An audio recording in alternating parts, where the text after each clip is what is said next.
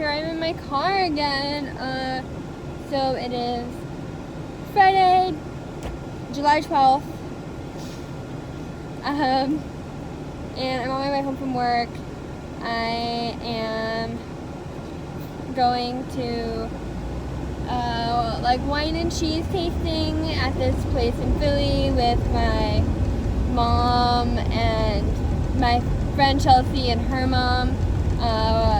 Chelsea's been my friend since 6th grade, so it's like our moms know each other. We're doing like a little mother-daughter group bonding trip.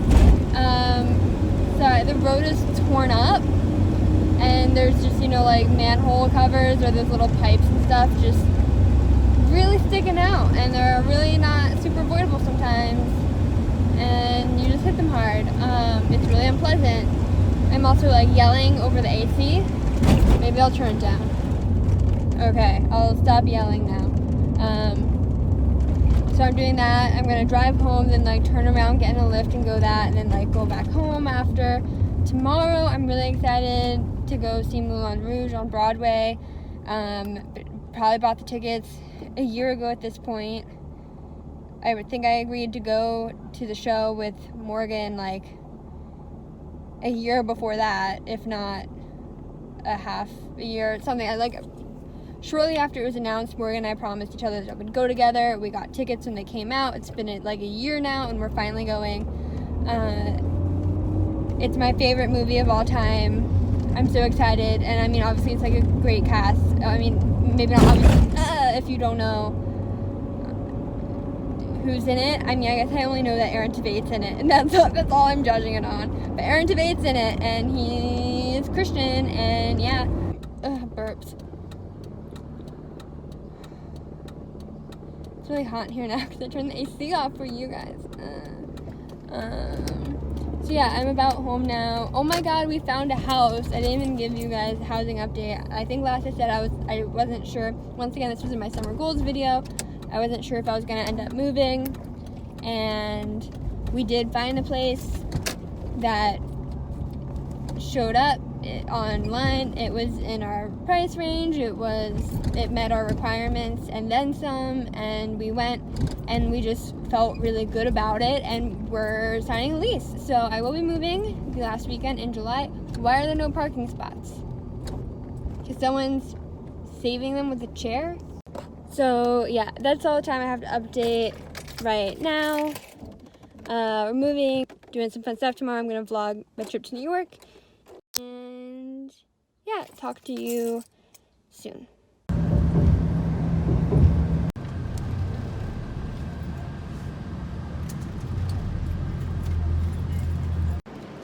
Hey, we made it to New York. This is my friend Morgan. Hello. She actually also has a channel. I Blue Hair do. and Books. Yes, Blue Hair and Books, where I talk about books. Books. That's it. We're gonna go to Milk Bar, and then we're gonna head to like the theater area after that and pick up some more lunchy food, hopefully. And then we're gonna see Moulin Rouge. We listened to the soundtrack on the way. It was just so exciting, so exciting. It's gonna be so good. Yes.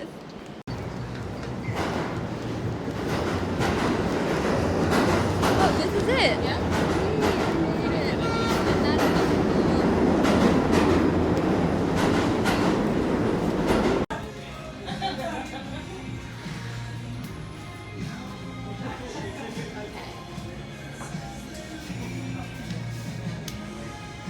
Sure, that maybe. Yeah. Okay. I was thinking of getting like a pack of 3 of the truffle.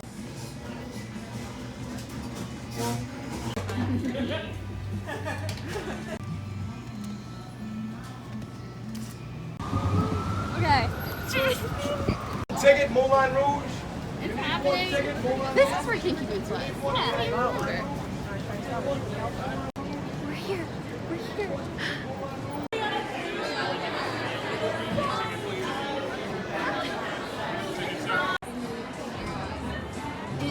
This is like, that's like the back of McDonald's. It's, look at, we have to take pictures in front of it, but even the, oh my gosh, it's amazing. It looks gorgeous.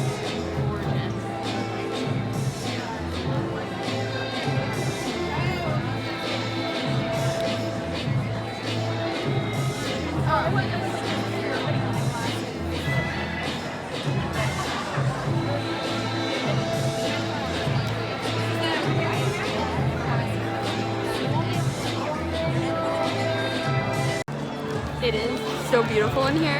I'm freaking out. It's like gorgeous. I keep just saying like the walls are upholstered in red velvet. Morgan on the way was like everything better be velvet, and like it's literally everything. Everything needs to feel lush, and it does. It's so good. It's so good. As soon as we entered and saw the door into the theater on the right for the orchestra entrance, and like I saw the tent, I started shaking immediately. I'm so excited. Oh my god. So that would be like a sales song.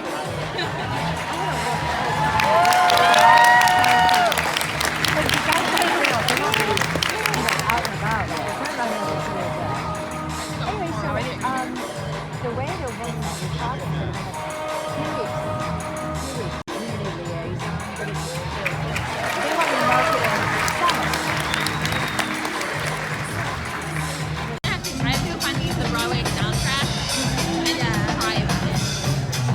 Wow, this is like amazing.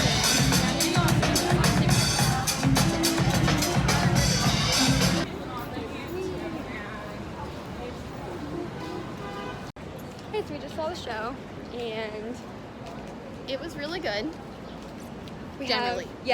really good. A lot of stuff we loved, like the set, amazing. The set was fantastic. Like Costumes. nothing I've ever seen has compared. The singing, It was so good. Satine, Was phenomenal. she's like the best singer I think I've ever heard.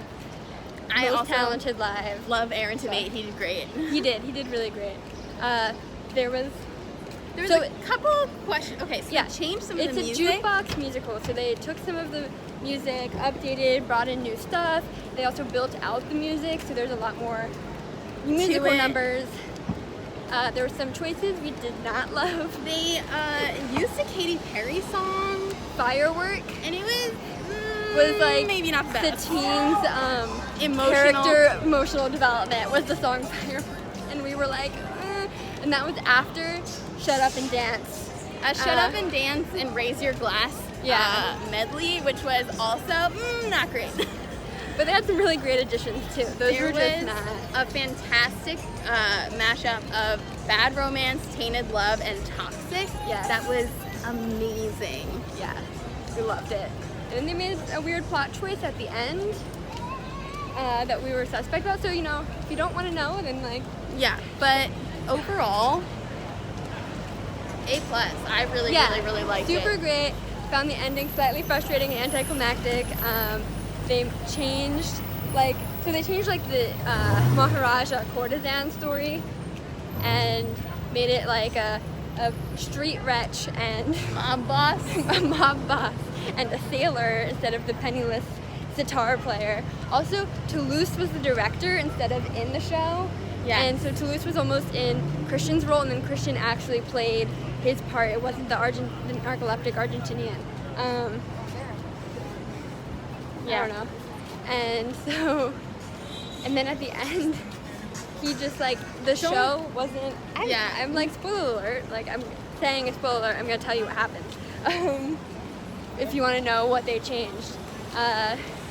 They made, it just was like, the show wasn't a show inside the show, like a big musical number like it is in the movie. They just made it this like dramatic scene, and Christian just like walks on, and in the rewrite that we'd seen in the practices, he like pulls a gun on Satine, which is like really weird. And then at the end they made it like this weird, instead of him like throwing the money at her feet, he Tried to shoot himself? Yeah, it was real dark, made him like a scary person. A little bit more threatening. Yeah, it ruined, because you thought he was gonna shoot Satine, like a weird murder-suicide plot. Like it wasn't, it made him unrelatable, like very unrelatable all of a sudden. Mm-hmm. No longer a empathetic character. Yeah. And then it's like, and then he like decides not to shoot himself because she starts singing the song. Yeah. And then she just dies. Yeah. Right there. He And then falls that's on the his end. butt. It was kind of funny. She like literally goes like and shoots her feet out in front of her, and he just slams on the floor, and they're just like, suddenly she's dead. Like there's a lot of other smaller things that they changed, but those were like the things that I felt dramatically changed the feel of the movie and like who that character was. There's so many good things. But the dancing was great, the dancing set was was great, the great. choreography was great, Costumes. the acting was great. A lot of good changes that made sense or were seamless with the plot. Yeah. But that was weird.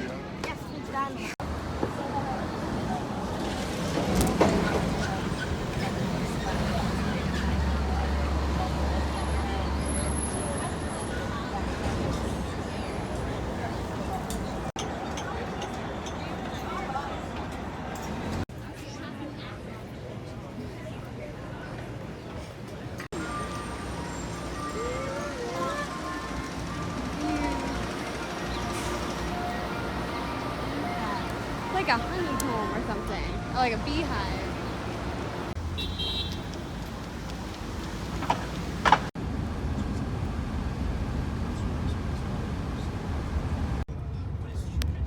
Hi guys, here's a look at that Chinese Lantern Festival over on the left side. You guys never saw it before, really. It's the last weekend here.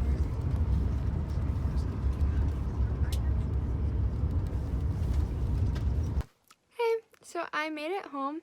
I realized I don't know that I ever like showed my makeup, so I'm like looking in my mirror here. Oh, there's just a mess. This rhinestone did like start to fall off. I don't know when. It's still just hanging there. Some fade. It's kind of faded now. I mean, I've been wearing it for like 11 hours now and like all day, but I was very inspired by Euphoria on HBO to like do like a bold matte look and neon trending. I see there's like a ton of green in my crease, lol. I mean, the yellow still looks really vivid. That's like from the Anastasia Beverly Hills Prism palette. So it's like really held up its vibrancy. The NYX Air palette colors faded a little bit more, or like transferred more too. But still looks cute. My little boop boop boop boop boop boop boop. I was trying to boop and wink and simultaneously it just wasn't happening. Such a fun day. Moulin Rouge was amazing. It was so good. So good. So good. I'm gonna make a video, not a video, like a clip. I want to talk more about what exactly is different from the movie and the show. It will contain spoilers, obviously. I'll talk about that more later, I guess. But just in case you're planning on going and you're the type of person that wants to know what's different ahead of time, then you'll know. Fuck. I have dying plants.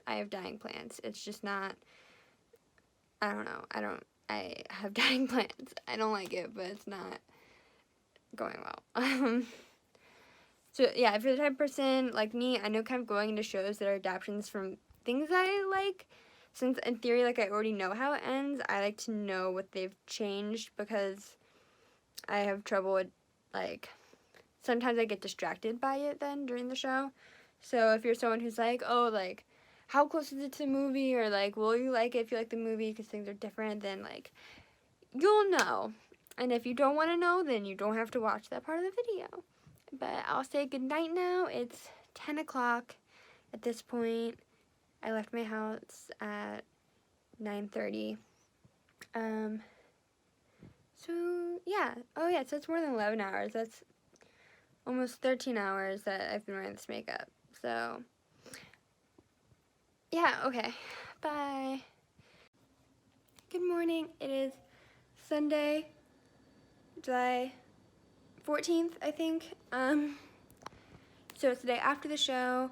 It's like pretty casual and stuff, but I really wanted to go through and kind of do a like review of the musical, Moulin Rouge the musical, and what's different from the movie for those people who would want to know. There are a good amount of changes. There were also a lot of things that were very referential. The movie is very much the same. The overall spirit was the same. I really loved the show. Like, I loved the show. So while I'm pointing out these differences, and some of them, like, I'm not trying to say it's bad or good. Some of them are simply different. Some things I didn't like, but that's also, like, it's easy to pinpoint the things you don't like when there's only like 3, and it's harder to point out the things that you do like when it's like every other second that's happening. So overall, please don't get the impression if I'm talking about what's different or like certain things I didn't like that it's not something I enjoyed and loved. I loved the show. I would go see it again tomorrow if I could, and I am going to talk about some things that stood out to me in particular that they changed and I liked, but all the stuff that they kind of kept similar, I might not like pull out because a lot of the show was like that. So to start off, I'll say if there's a main character in Moulin Rouge, it would be Christian. But if there's a main character in Moulin Rouge the musical, it's Satine. It's way more oriented around her, and the story is more central to her character. There's more backstory given to the characters around her at the Moulin Rouge, and her time with the Duke is more well developed. Moulin Rouge is very much through Christian's eyes, as like it's all a flashback from the very beginning. It's set up as a flashback from his perspective, and most of the scenes that we see is like he's there or there's someone else there that he might have heard what happened from. They're all in kind of like a bad place, the underworld as they refer to it a bunch of times, and Christian and Satine's love is really kind of like the redeeming thing for all of them, and really what brings home the bohemian ideals is that it's love, and that's what carries them through all the bad stuff around them. The Duke is, obviously he's a bad person, but he's also a very comedic character in the movie. He is so, obviously, like, for all his money, wealth, and power, money and wealth are the same thing. For all his wealth and power, he's very obviously inept and even impotent in this situation. And maybe, like, in his broader life, obviously he's ended up coming where he's like the big guy coming into this brothel and trying to find like his wife, which in high society you'd think that like he'd be able to find someone normally, perhaps. He has a whole thing like, I don't like other people touching my things, where he like freaks out, and it just shows how like no matter like his kind of like circumstance that he has, it gave him a lot of power. He also like has learned to abuse that power, since it seems other people on his level don't respect him, perhaps. So, and then in the musical, the Duke's character is very much changed. He is like a rock star dude. He's very like well groomed. He has like a fur coat at the beginning. He wears a mesh shirt, he's like all black clothes. A black mesh shirt kind of reminded me of like what Harry Styles wore to the Met Gala. He probably has eyeliner on, or definitely has eyeliner on. He's very like, yeah, like I'm the bad boy rock star, and like what I want I get, I take it. Like his intro music becomes a song called So Fresh and So Clean. And it's like, yes, I'm so fresh and so clean. And he's just like, I'm so cool. And like, I guess the reason he kind of ends up there is less through the fact that where I feel like the Duke in the movie is like kind of an outlier in rich society in Paris.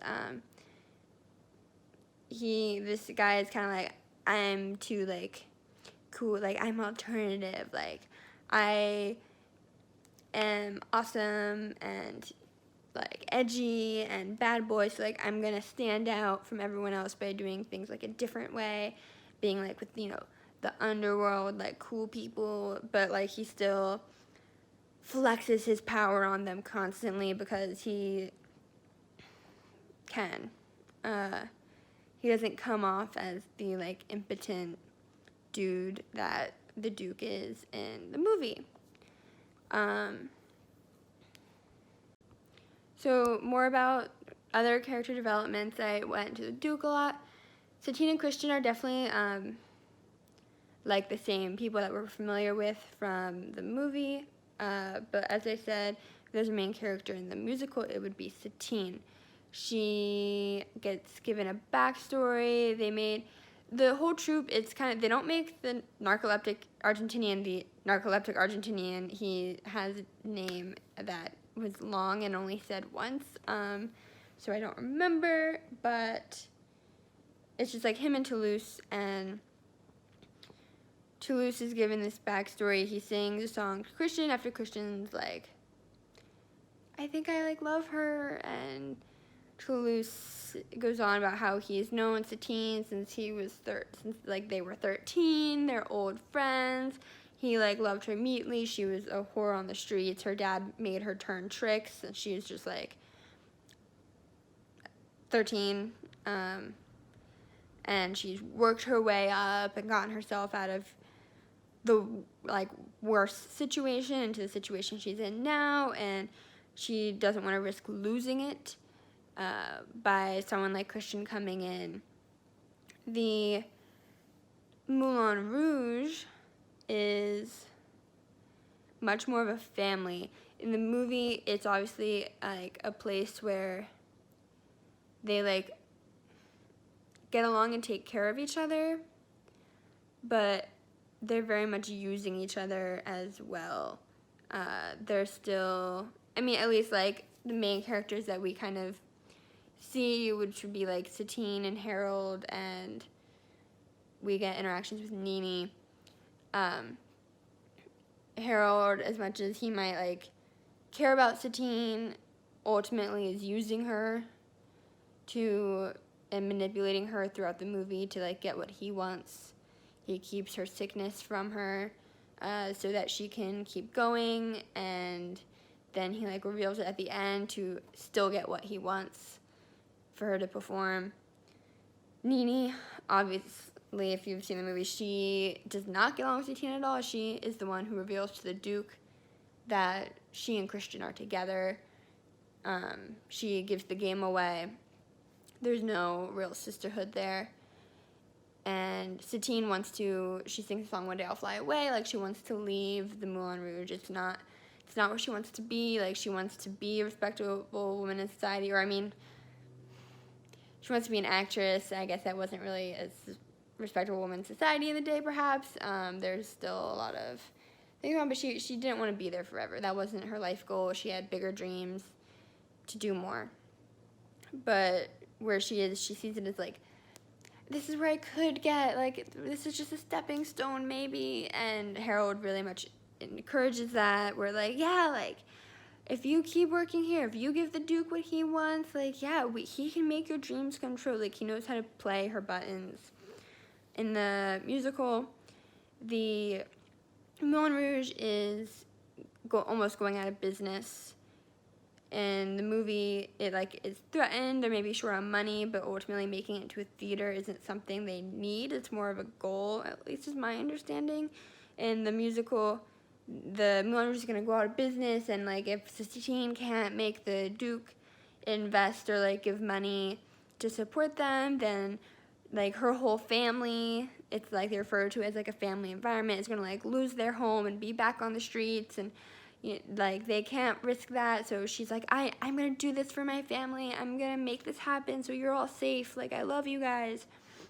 Nini is like maybe not super close to her, but as Satine gets involved with the Duke and Christian, Nini is like, hey girl, like heart to heart, I know we don't always get along, but I know the Duke is dangerous. He fell in love with this other girl before who posed for the artist because she was so beautiful, and when he couldn't have her, he threw acid in her face and killed the man who she was seeing and threw him in the scene. Like, they get a little more backstory on the Duke as being, like, a dangerous person, like, a scary, dangerous person. And he's like, I just want you to be safe, like, as much as I've been jealous of your stardom, like, you're truly the most amazing person, and I don't want to see you get hurt, and, like, that sort of thing. And later on,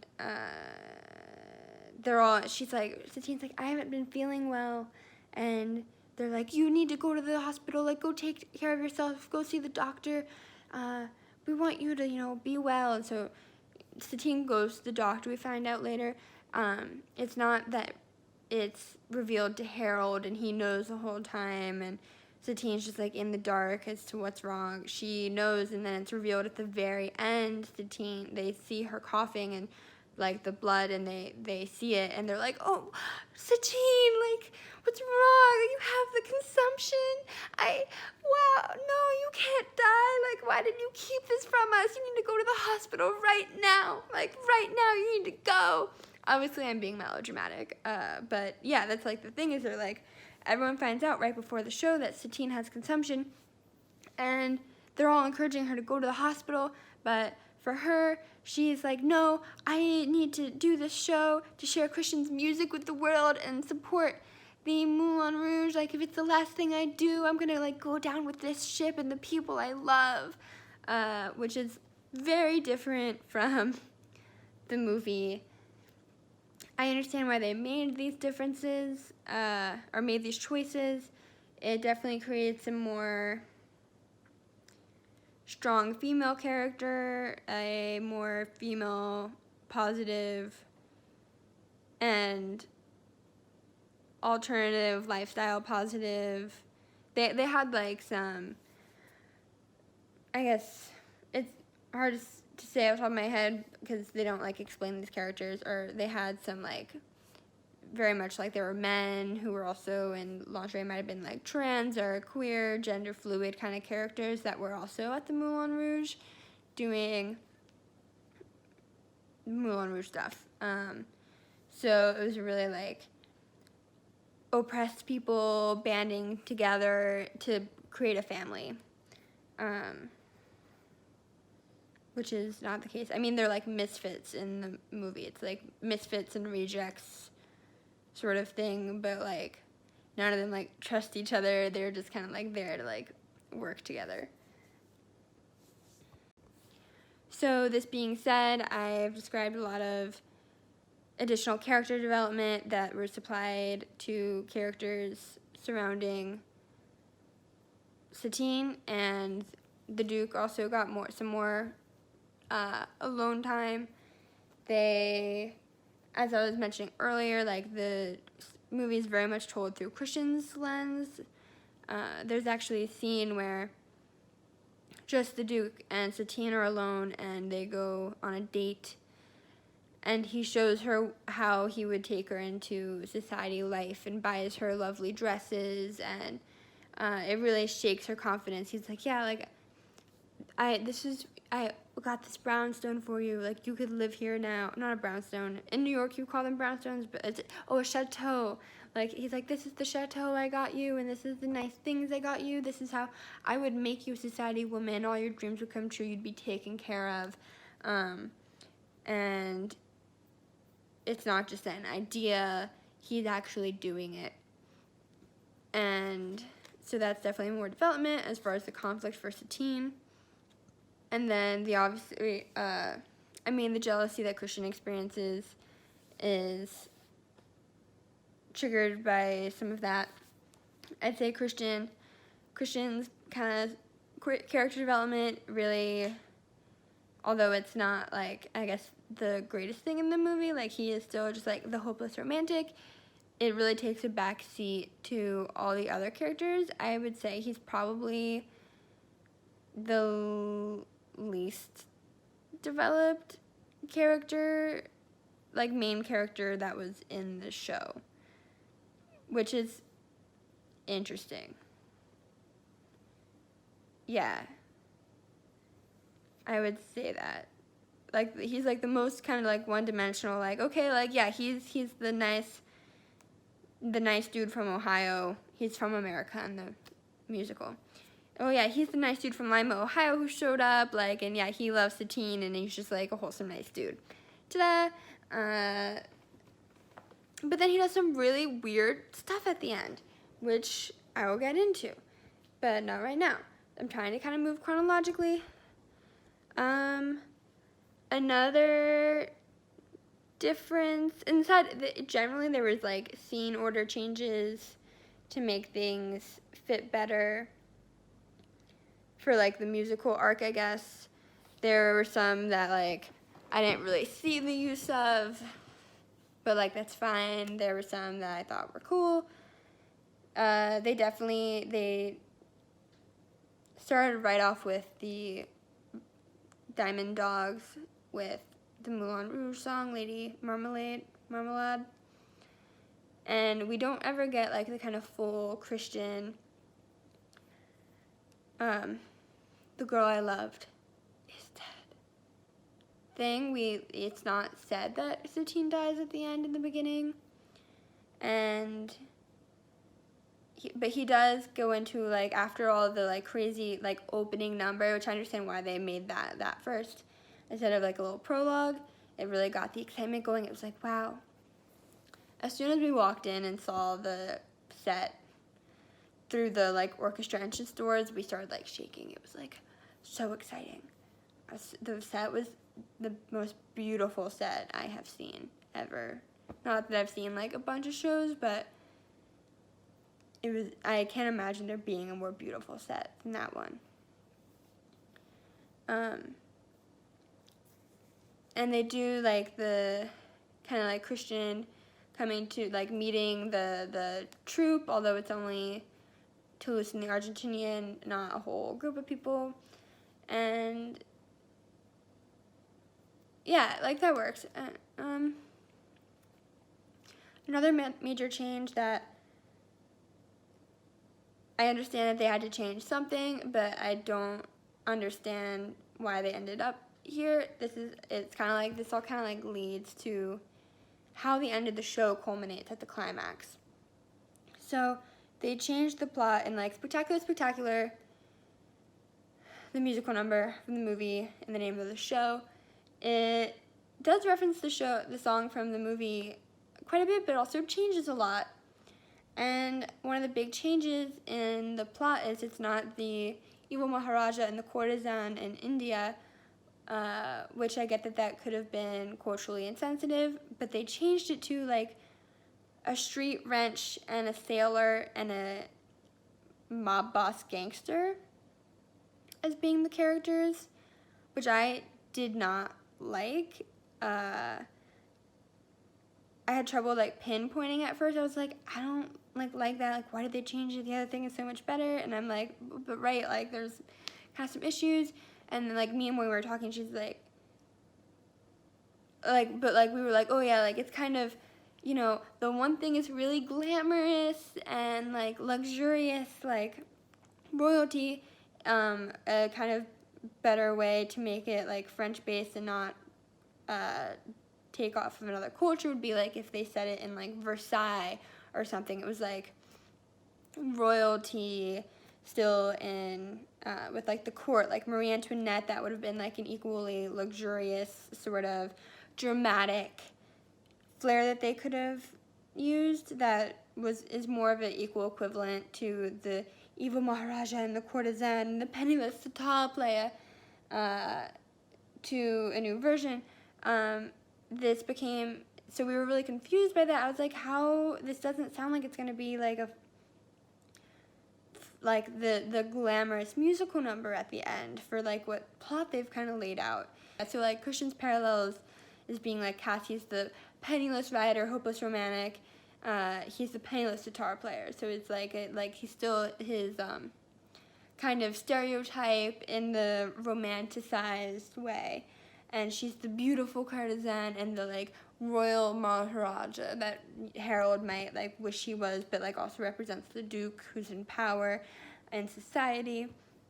Instead, Christian becomes the sailor who, since he's from America in this version, he sailed across the sea, and they talk about how the sailor like crosses seas to like find blah blah blah. So he's that Satine becomes the street wench who's dying of a horrible malady, and this is before they like say that she's dying and stuff. Who's like cold and has a hard life, so she's like her past self, or like what one might reduce her to from where she's risen.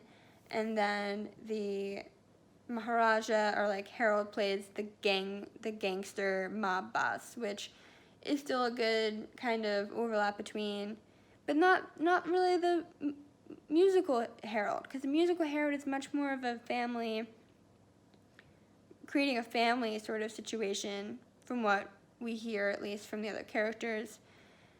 Whereas in the movie, you could definitely say there's more of a parallel of him being like a pimp to her, and like the gangster pimp mob boss situation makes sense. And the violence that they associate the Duke with, and his kind of, I'm cool and I get what I want and I take it, kind of makes more sense with the gangster mob boss, but that's like reducing him from, you know, his born into it wealth to this kind of cruel person, which the musical is making him be.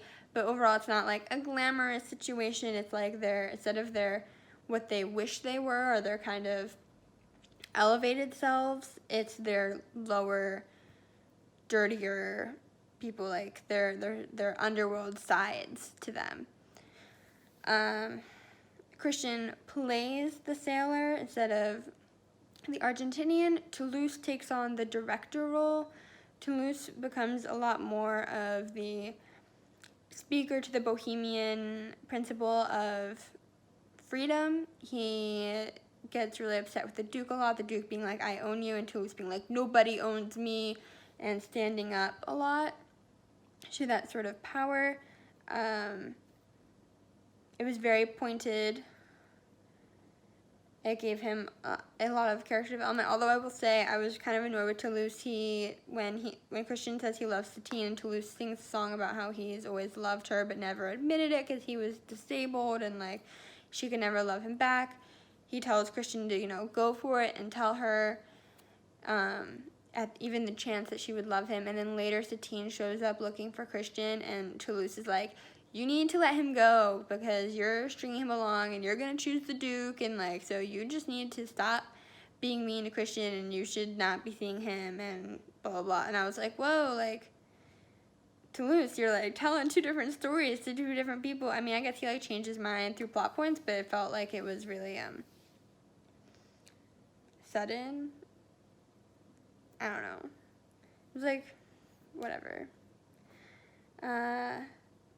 So there are these not glamorous characters, and they're practicing for the show, and they don't have this big dance. Like they do a big dance number that they're doing in the show, but it's not part of the kind of the Hindi Sad Diamond song musical number at the end, where like the climax takes place.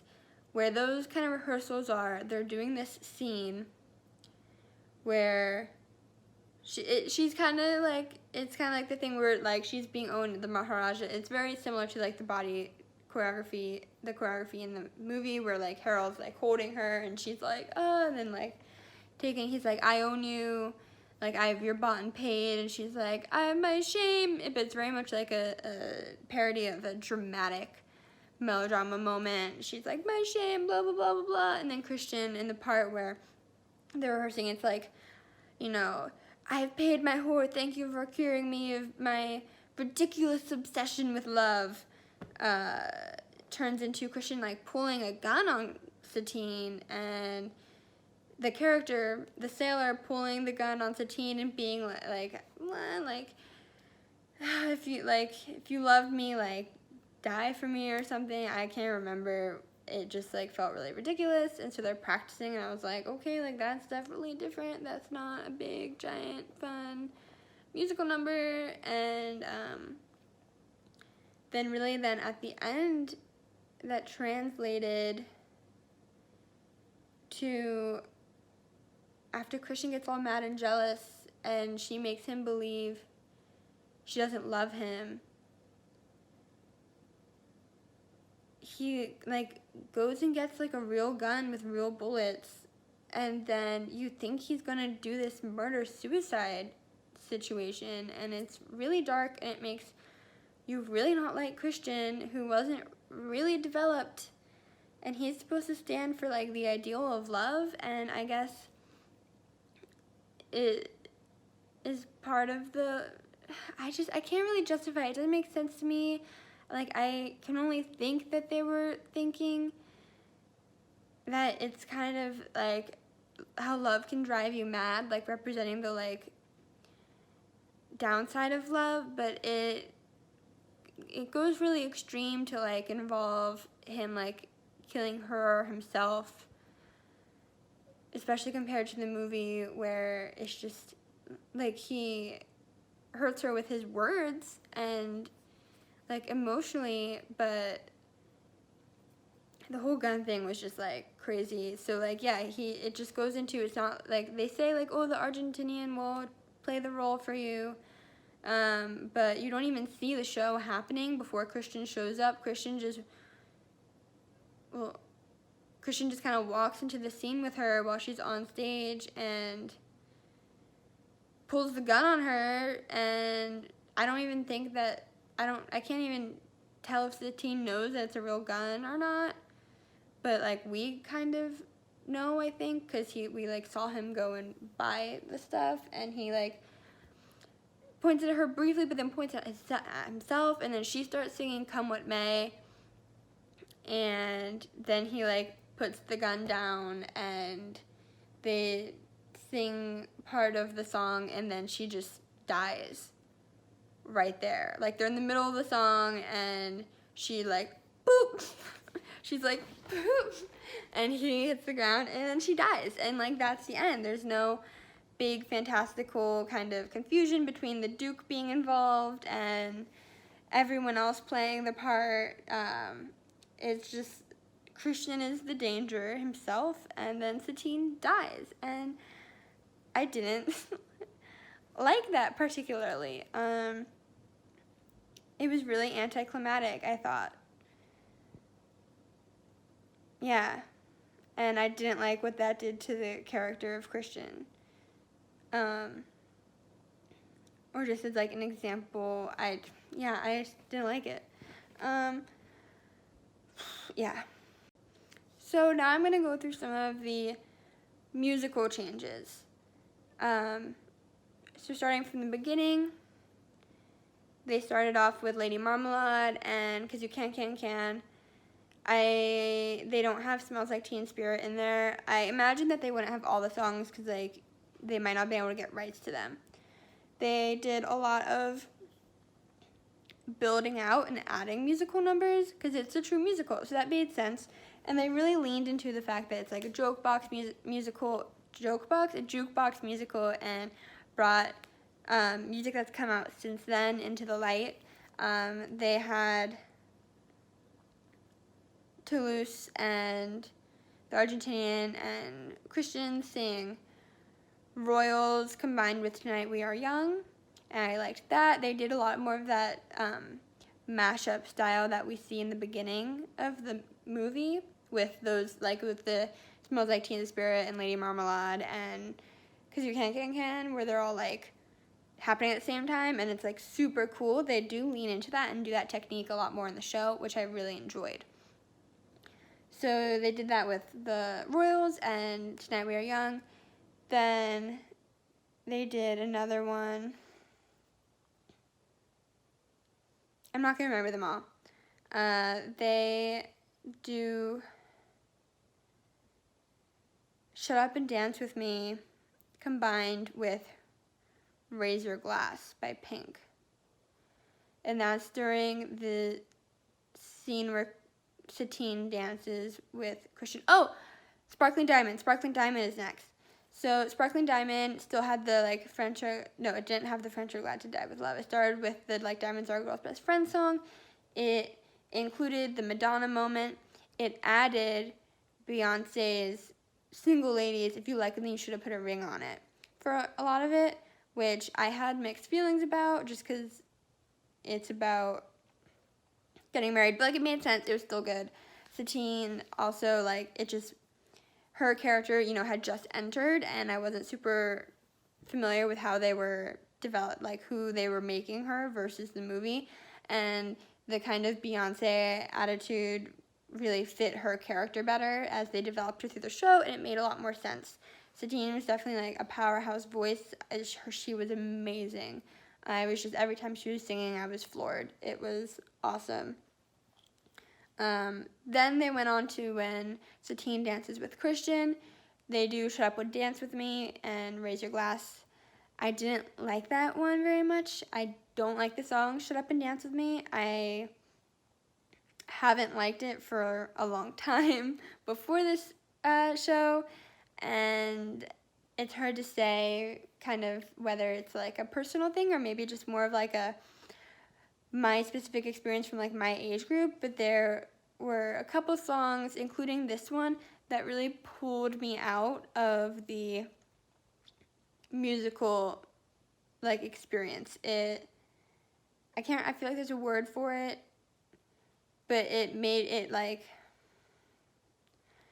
suddenly made me feel like this song wasn't attached to like, wasn't happening organically out of this musical. I was like, oh, like that song from the radio. It pulled me out of the story and into like the reality of our world. And I just feel like there's so many songs. Oh, they also had Dance With Somebody thrown in that one too for a little bit. And that worked, I thought. Maybe it's just because Moulin Rouge is an older movie, and a lot of the songs in that are more that. And then after that, this was the worst one, is Satine gets a pep talk from Harold about going and seeing the Duke, and Satine sings Firework by Katy Perry. And that's like her character developing song. Maybe you're a big fan. This song, I don't particularly like it. It's been overplayed for a long time. It's one of those, it's just so overused, just such an overplayed, overused song. It's already been done like a million times, I think. She sang it beautifully, and she sang it in such a emotional, like heart-wrenching way that it was really a shame to me that the song that like I was constantly like felt like I was just listening to a Katy Perry song though, because like she did a beautiful, wonderful job. It was very good, but I was very conscious of it the whole time that I was like, this is Firework. It's just like, do you ever feel like a plastic bag? I'm like, no, like, isn't there any other song that is about struggling with like your self-esteem or like something where how you feel that isn't this song? Like, there has to be. So that was my least favorite song choice out of only a couple, which being Shut Up and Dance With Me and then Firework. They do Spectacular Spectacular, which is an edited version of it. I kind of described how they changed stuff happening, but overall had a similar flair to the movie. They go into Elephant Love Medley. I really enjoyed what they did with this one a lot. This was a nice combination of taking the original song. It's almost like they kind of took the original song, split it in half, and built it out in the middle with a bunch more songs. I loved it. It still had the old flair and the old ones that you recognized from the movie that were iconic, like Heroes, and just made it even longer and great. They had some of the ones that I recognized and remembered were Take On Me by a-ha. They had a great little No Doubt Don't Speak moment where she's like, like, I know what you're saying, but I don't need, like, don't tell me because it hurts, where he's like, we can be in love, and she's like, no, like, don't tell me, it hurts me more to, like, hear this and not be able to, like, take action. I can't recall other ones off the top of my head, but it was really good, and I really liked it a lot. And they ended that one with the outdoor, where they go onto the roof and they jump out of the elephant, and it turns into the beautiful starry night with the Eiffel Tower, and they have like a costume change. They like did that. They did that, and it was so amazing and beautiful. The starry sky was just gorgeous. They had the sparkly glitter umbrella. Oh my God, it was amazing. Going back to Your Song, they had Your Song. It was solid. One thing of the order they changed is they did Your Song, and at the end of Your Song, Toulouse and the Argentinians show up. Then the Duke shows up, at which point they already say, they go straight into the, oh, it's in a rehearsal. And then they do the rehearsal pitch, and then afterwards they all leave, and the Duke is there, and he gets his scene where he meets Satine. One of the things about this order that, I guess it's not particularly the order, but something that I felt was missing, and maybe wasn't necessary because of how they changed the Duke, but one of the messages of the movie that I felt was lost was like how like Satine makes the Duke believe that she loves him. He's like the dark end of love, whereas her interaction with Christian is the positive. But the Duke is already like just a violent, mean dude, so I guess they didn't need it. And then they kind of went there with Christian, like I described, as far as like the really, really dark end. And she sings Your Song to the Duke, and then like the Duke gets the sparkle and falls in love. In the musical, we never get the impression that the Duke loves Satine, which I guess you don't need, but is kind of a big difference. Then, so Your Song is done. I just talked about the next one. From there, the next one I can remember, sorry, I'm like, oh, why don't I get my playbill? This is my playbill. It'll help me a lot. It'll have all the numbers. Oh my goodness, I'm just trying to remember them. Why did I not think of this earlier? All right, so maybe I'm dumb, but I can't find the scene listing in the playbill. I don't know if that's just something they don't do, or because it's still in previews, they don't have like an official one in case they like were to make edits. It just says like, there will be one 15-minute intermission. So back to try and remember just by memory. So the next thing that happens was both me and Morgan's favorite musical only edition. It was a dance practice, and at first it was like, oh my God, like, is this gonna be, because they start off, we come back from intermission at the end of kind of the last bit, and they go on to say how the Argentinian, or like Christian and Satine's love affair isn't the only one going on, and the Argentinian and Nini are like getting it on, and I found this kind of completely unnecessary to the plot of the show, but for some reason we spent time on that, and then we go into a dress rehearsal, and we get a Lady Gaga, Bad Romance, Tainted Love, Toxic by Britney Spears, and the beat of Seven Nation Army at times, in a wonderful choreography rehearsal for the musical, the show. That it was awesome. That was definitely, no doubt about it, me and Morgan's favorite musical only edition. It was really strong. It really made sense. It was such a great tie-in, like thematically, and it was a great like mashup that just felt really well integrated into the show, where it didn't, like I said with Shut Up and Dance With Me and Firework, remove me from the world of the musical. It was really awesome. And I'm just like, leave it at that. It was great. Some other things happen. The second act was a lot longer than the first act. Honestly, I don't remember everything perfectly, so I'm just going to do the best I can, kind of going through things that stuck out.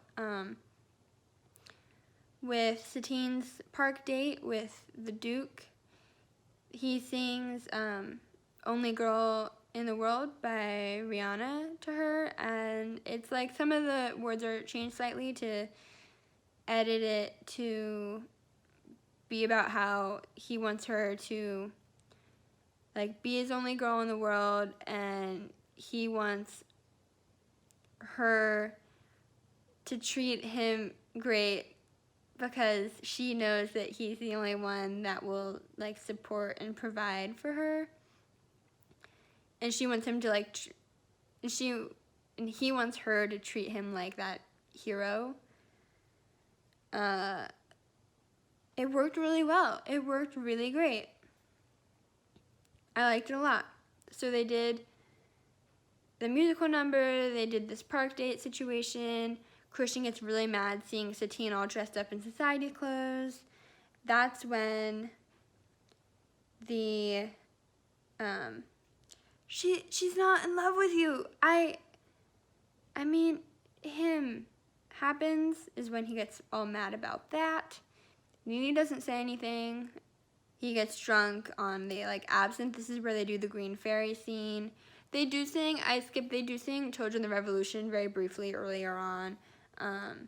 But then, so this is where kind of like the absinthe scene happens. They sing the song Chandelier by Sia. Harold sings it, and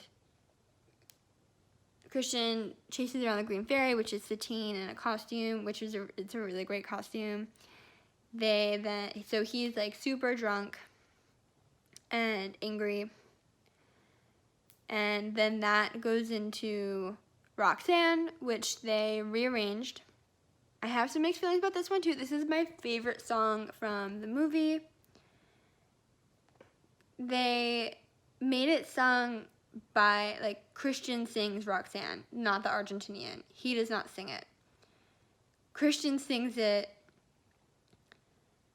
and he does sing his other part as well. I don't know what it's from. The Why Does My Heart Cry? I didn't go up and do the high note. The Why Does My Heart Cry? Feelings I Can't Hide. You're afraid to leave me, just don't deceive me, no. And believe me when I say I love you. So he does sing that as well, interspersed with the Roxanne lyrics, but it doesn't get the really cool overlapping thing that they do, that they really leaned into in other songs, which was a little disappointing for me. Also, as this scene is going, they're doing the stuff, and I'm like, okay, like it's different but similar. They just go through this part where Christian is just singing, don't put on the red light, like over and over again for like 10 minutes. I mean, it's not 10 minutes, but he's just singing that one line so many times, and I was like, can we not? Like, I don't even think they sing the chorus in the movie version. I just got bored of it, and I was like, those aren't the most powerful lyrics. I'd much rather hear him singing like his part, and I just liked the movie arrangement better. It was the arrangement that bothered me. Aaron Tveit killed it, though. He gave such a gut-wrenching performance. He really wasn't that much of a standout earlier on. It was really Satine that was given the vocals to death. I mean, he was good. Obviously, he's super, super talented, but he didn't have his moment, and, like, that was his moment. Oh, yeah, they did Come What May earlier, too. But like that was his moment, and he shone like the star that he is. It was, we were like, it got to the end after I started getting a little annoyed listening to him singing "Don't Put on the Red Light" over and over and over again, and then it went back to the Christian lyrics from the movie, and he's sung that with such power, and I was just like, like, oh my God, Christian. And then we cut to Satine being on a date with the Duke, and he's all like, you gotta end this or I'm gonna like just kill him or whatever. And that's, and she's all like, I don't know. Yeah, she gets upset, and then Christian shows up. He like bursts in the door, and he's like obviously super drunk still and just like a mess. And Satine does the whole like, I don't love you. How could you think I would ever love you? Like when I have the Duke, and then that's when things devolve into him like losing his mind. This part I described earlier, we see him like get bullets and things. This is kind of the last, it's not the last musical number of the show, but it's also is the last musical number of the show. And they sing, Christian sings Crazy. Can't remember the artist, but you know, does that make me crazy? That one, you know, I remember when I lost my mind. That one, and combined with Rolling in the Deep. This wasn't my favorite add-in. I didn't particularly dislike it, but I also didn't particularly like it. I was just kind of like, bleh. I felt like, I don't know. I'm like, are there not like more, like, I don't know, like different songs that could have been like more interesting or like rearranged, or if they could have been like rearranged into a more like theatrical kind of version. Like one of the reasons I love Roxanne so much is that it's this police song and they change it into this intense tango, like that sort of metamorphosis at this point in the sort of like climax of the show going on. I would have liked if it was just a little bit more, I don't know, like transformed into a super dramatic big thing, because then they don't do The Show Must Go On, because that happens, you know, before Christine goes and visits Christian, in between, after Roxanne, but Roxanne kind of goes straight into the confrontation. And then that leads straight into like the like Crazy and Rolling in the Deep. Like we could have had it all. Satine sings that with him too, and then they have like a little scene where she's backstage and everyone finds out she's dying, and she's like, no, we'll get through this, we'll do it all, like I'm dying, but like it's blah. And then kind of goes right into that scene I described with the show, and then that's the end. And the thing is, they do make up for it though.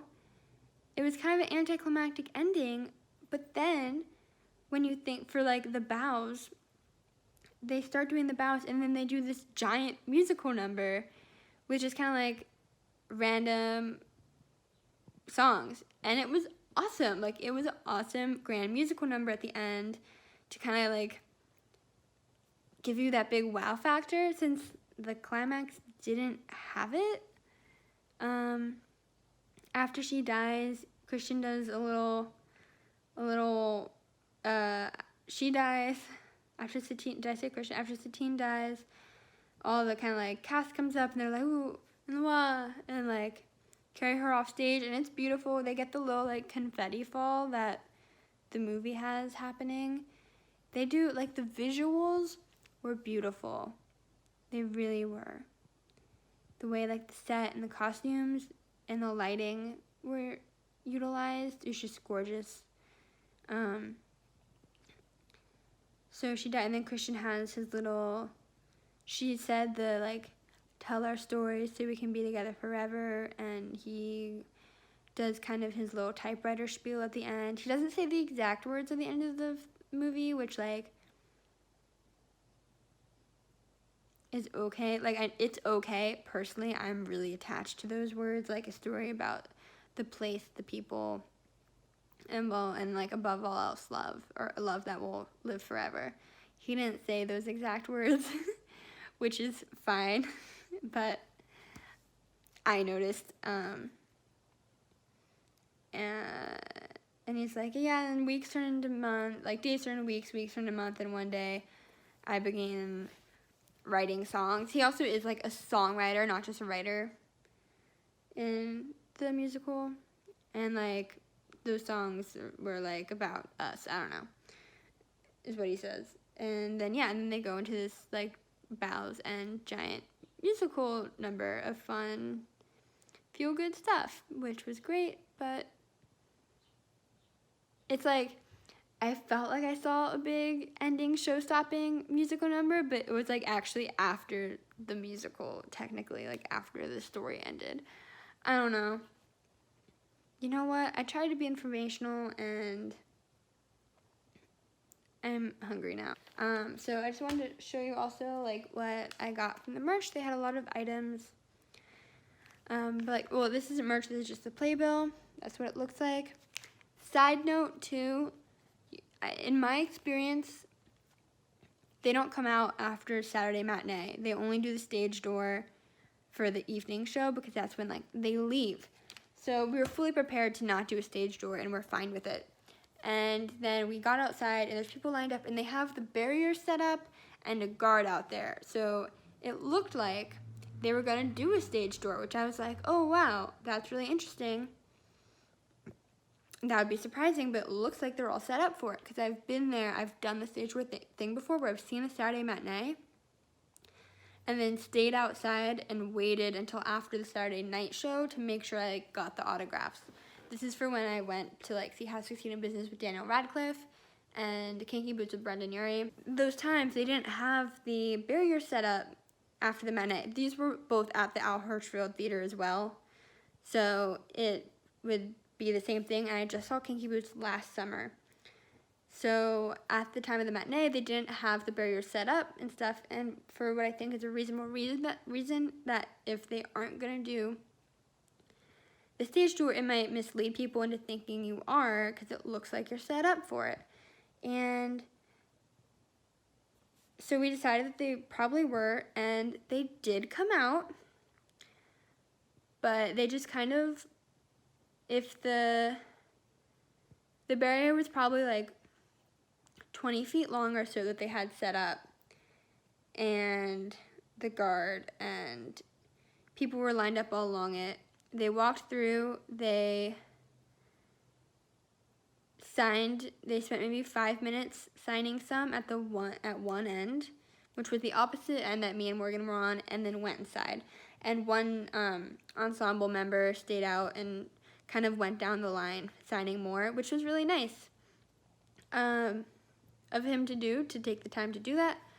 But overall, I felt like, you know, no one's expecting you to do a stage door for a Saturday matinee, and making people think you were going to do like a full stage door playbill signing and then kind of just doing like a mini one was almost worse because it like got our hopes up and got other people's hopes up. Like I'd rather like, you know, if you're going to do it, like do the whole thing, the whole kit and caboodle, not like a half-assed thing. You know, I get it, they're tired, and like I said, if they don't want to do it, then just don't do it. But like it made an impression or set an expectation that you're not gonna like fully do, or at least like they didn't even like walk down and really like say hi to the whole line, even if you're not gonna spend time signing. I understand they're super tired. That's cool. They need time to recover for the next show. That's fine. But yeah, I guess my point is if you're gonna make it seem like you're gonna do a whole thing, then like you should do the whole thing. So yeah, we kind of left then, and I'm really hungry. I need to stop talking because I'm too hungry. Right, but I got the unisex t-shirt, like the unisex logo t-shirt that's just like the logo. That's it. That's what it looks like. Really funny story, the exclamation point thing. They did t-shirts of like, and logos, or merchandise of just that, and it really reminds me because like Panic at the Disco so obviously took so much inspiration from Moulin Rouge in their first album, and it's very visually evident. And then Panic at the Disco for the kind of like Too Weird to Live, Too Rare to Die era, they had that, just like the red exclamation point, and for t-shirts and stuff, and now like the Moulin Rouge show was doing it, so I thought that was a funny coincidence. And then I also got these pins, these buttons. This is what they look like. They have the Bohemian principles on them. Sorry. They updated them to like a more modern American traditional tattoo style, I'd say, and it's cute. I think this was about $12, and the shirt was $40, which is kind of normal for a Broadway show merch.